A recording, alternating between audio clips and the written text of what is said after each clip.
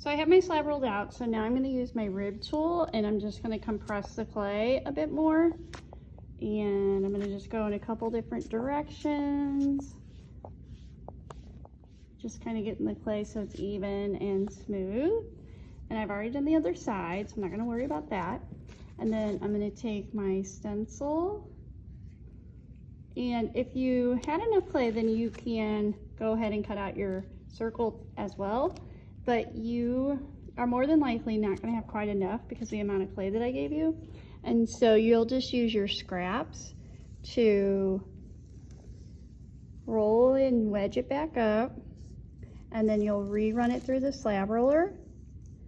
And then you will cut out your circle. Now I'm holding my camera so I can do this for you, but really you should be holding this with two hands. So one hand holding the stencil still, and then the other hand doing your cutting. And also the needle tool, you want the needle tool to be straight up and down. So don't have it at an angle like that whenever you're cutting, because that'll mess with your seams.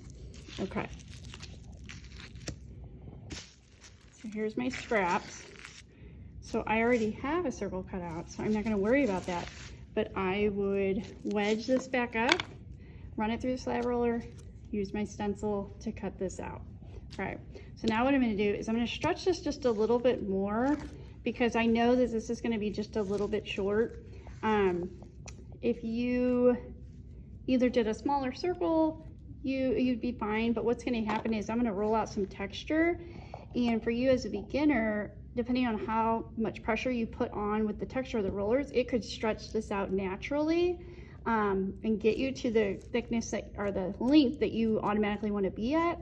But I know just because of how much pressure, I am aware of how much pressure I need, I guess, per texture, that I know that my slab won't be long enough. So I'm gonna go ahead and do that now. So I'm gonna set my camera up so you guys can see that. Okay, so what's gonna happen is I'm gonna hold my slab like this at the ends. Don't hold it like this. I'm gonna hold it at the ends. And then I'm just like when you stretch out clay for the slab roller, you're gonna kind of like press this part down, like drop it down, and then you're gonna pull towards you, okay? And you really only need to do this once. And then if you wanna check with your stencil, you should have some length, additional length at either end. And that kind of tells you, okay, I probably have enough. But if you're questioning whether it's going to be long enough, you could do it again, but this time do it on the other side. So there we go. And now I know for sure this is going to be long enough, because if we look at this, like I've got plenty of length here. Now, I know what some of you are wondering. You're like, why wouldn't you just start with a stencil that's automatically that length? Well, because as a beginner, like you're still learning like how much moisture is in the clay, how hard you need to press on the texture itself. And so then this allows you just a little bit of that wiggle room, right? Because the chances of you stretching it out naturally as you go through the texture process are pretty high. If you were an experienced ceramic artist, then you could do a stencil the exact size that you needed, and you would be good to go.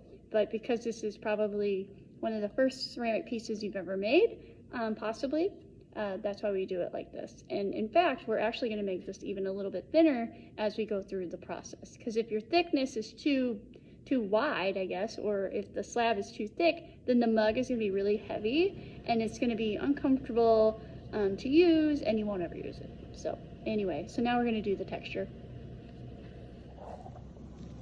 All right, so after you stretched it, if you got marks in your clay, you're just going to take your rib tool and we're going to get rid of those, just recompressing.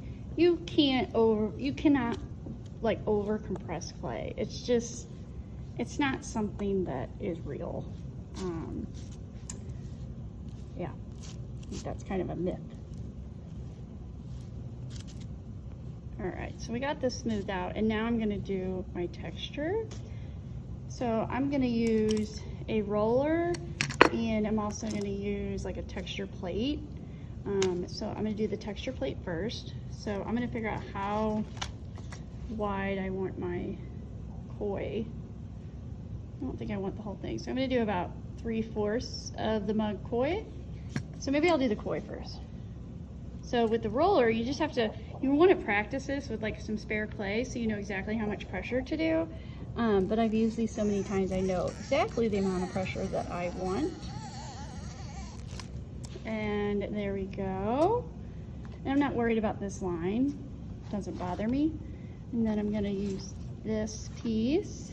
Now if you're worried that, because I'm gonna use this roller to kind of help with the pressure, and if you're afraid you're gonna roll over your previous texture, what I would recommend doing is using your stencil. It's kind of like a blocker. So line it up and then put your texture where it needs to go, and then you don't have to worry about that. Now again, I'm holding my camera, but I would hold that texture with your opposite hand so it doesn't go anywhere.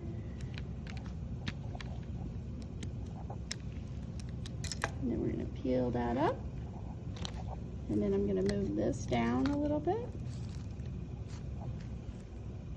I'm going to smooth this in with my fingertip. And you could line those dots up perfectly, but like that doesn't bother me, so I'm not going to worry about it. And make sure that when you do this, your slab is on a perfectly flat surface, or else you're going to mess up your slab pretty bad. It'll make it really uneven. Okay, so now we've got our texture. We've got it stretched out far enough. And so now what we're gonna do is we're just gonna kind of straighten it out if we need to. So it got a little bit wide on either side. If it's really bad, you definitely wanna do this. If it's not terrible, you know, I wouldn't really worry about it, but I'm gonna line it up to one side. And I've got some clay kind of sticking out like right here. So I'm gonna use my fettling knife and I'm gonna trim this. And again, it's easier if you have two hands because you can hold the stencil in place. And there we go. So now we're ready to actually score and slip and kind of start the construction of the mug. It won't finish it. This is just the first step.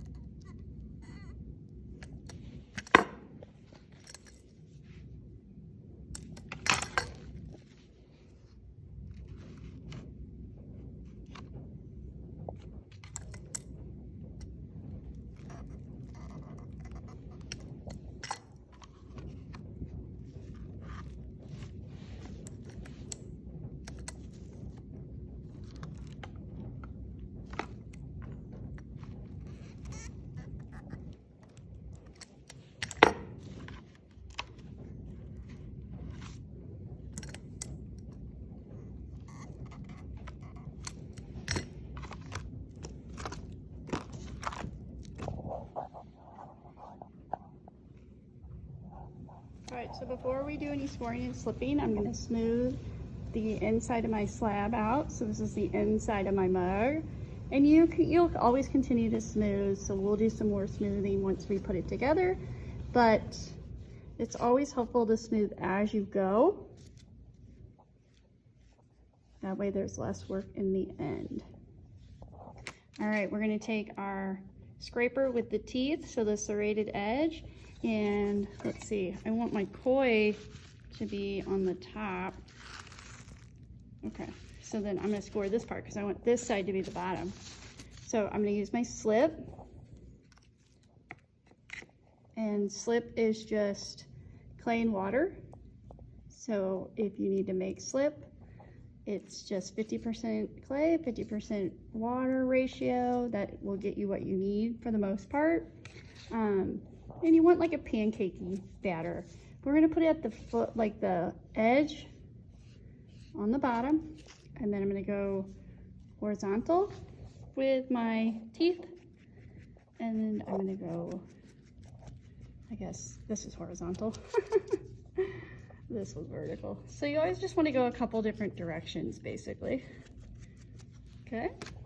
And then I'm going to get my foot, and I'm going to score and slip this edge of the foot. So I'm going to put some slip here.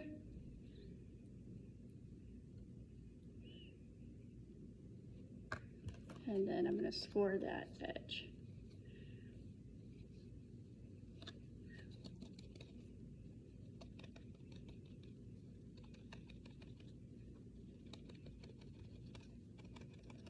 Like so.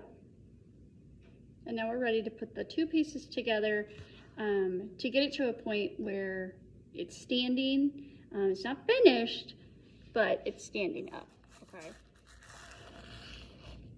So we have our foot, we have our slab, and we're gonna hold it by the ends. Don't hold it in the middle.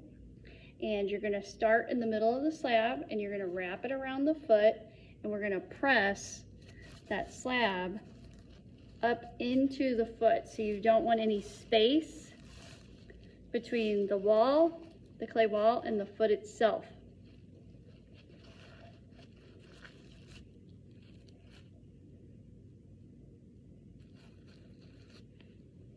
And then you should get like this overlapping section.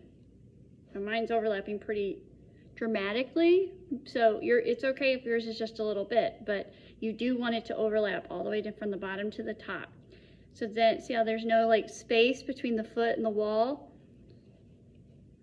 But on this side there is a little bit, like right here and like right here. This little triangle, not a huge deal, but we're gonna flip it over, and I'm gonna take my palms and I'm just gonna kind of press that in. So now I'm just kind of pressing those areas into the foot.